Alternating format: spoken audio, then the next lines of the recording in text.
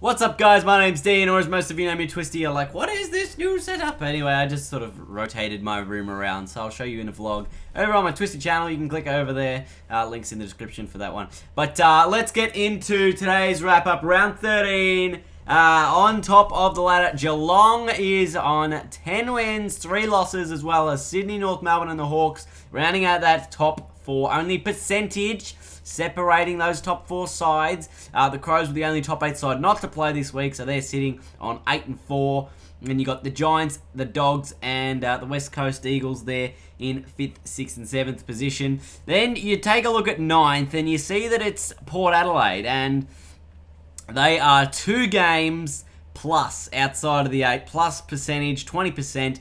That is a lot of percentage to make up. Pretty much there's not really much chance for any other side to jump into that top 8 bracket unless they go on a miracle run and win the next 10 games of the year. So I think the top 8's set. I think it's done, but we'll have to wait and see till later on in the season. Now let's go to Friday night's game. North Melbourne and the Hawks. North, very inaccurate kicking. Hawthorn, pretty okay kicking, 14-9-93 to 11-18-84. So they got a 9-point win. There was a bit of confusion with the umpires after the game. I think Brad Scott said that they don't pay free kicks to Lindsay Thomas because he's a ducker. Well, let me tell you, Brad, you got it wrong. That's not what they said. They may not pay free kicks to him. They may miss a few, but that's because he grabs other people and puts their bloody arm around his neck. I mean, I'm not saying Lindsay did anything wrong, but he kicked a couple of goals. He kicked 3 goals in this game, Lindsay Thomas. North Melbourne, they are, sort of dwindling against top quality opposition. So it'll be interesting to see how they go later on in the year and if they can continue to make that top 4. Let's move on to the West Coast and the Brisbane game now at the Gabba.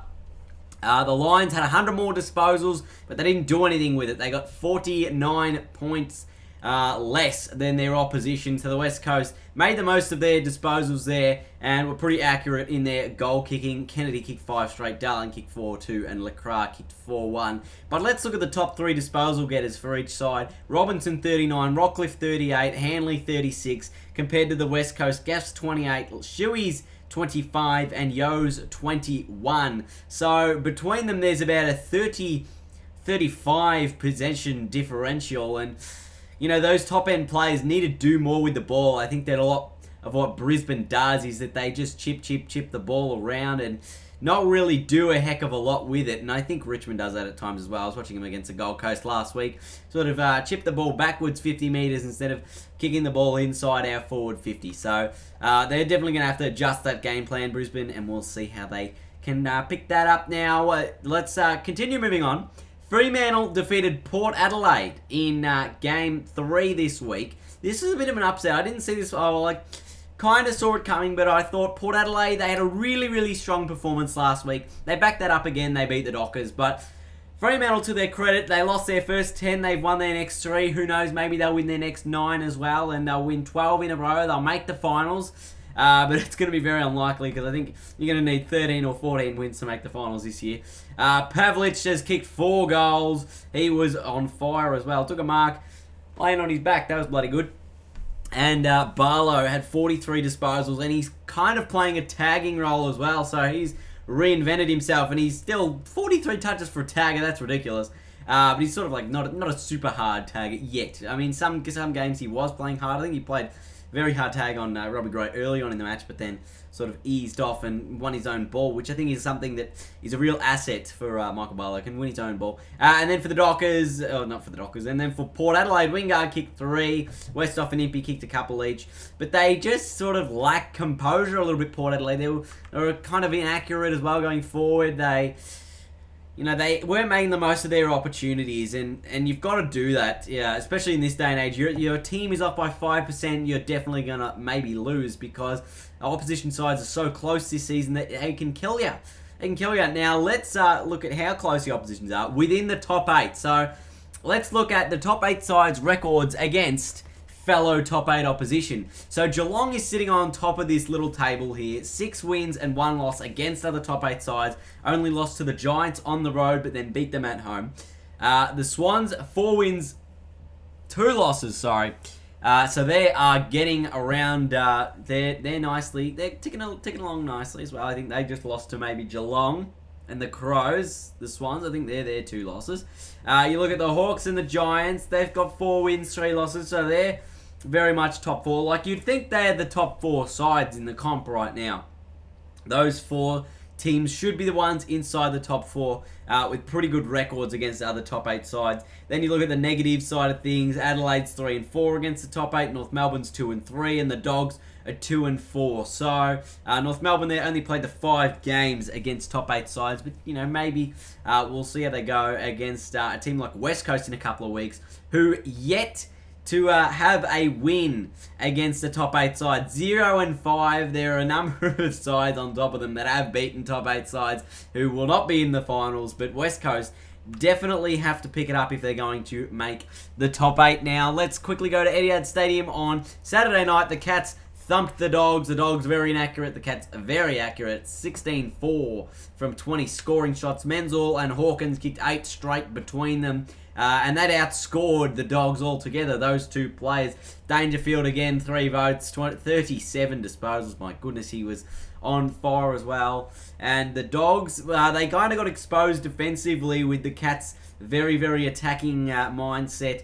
And the problem with that for the Bulldogs is that if their defense is their best asset and their defense is getting exposed, I think it's going to be very hard for them to actually come back from that in a game or in a big finals game. Can their defense hold up in finals pressure? And then can their attack kick enough goals to win a match in finals pressure? That's going to be an interesting one to see. And let's move on to Sunday. There was a couple of Sunday games now. We'll get into these. I watched both of these. The Swans, in a very rainy SCG game, beat Melbourne by 55 points. Buddy Franklin almost outscored Melbourne by himself, kicking 4 goals 2 to Melbourne's 4 goals 7.